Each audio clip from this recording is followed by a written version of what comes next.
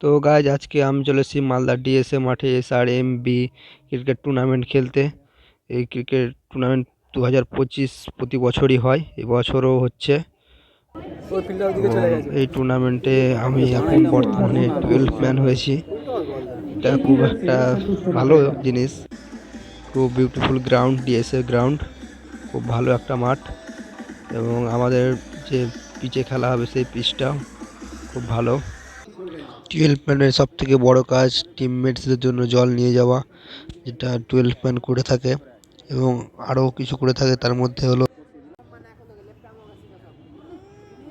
টিমের জন্য কোনো মেসেজ নিয়ে যে টিমের ক্যাপ্টেন বা বাকি প্লেয়ারদেরকে জানানো, যেটা 12 ম্যান করে থাকে।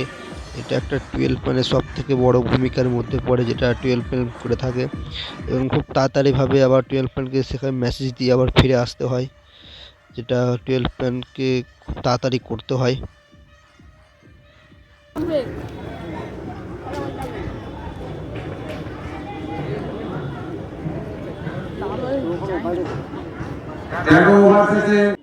কোনো প্লেয়ার যদি ইনজুরি হয় এবং টায়ার্ড থাকে, তার বদলে আমাকে ফিল্ডিংও নামতে হয়।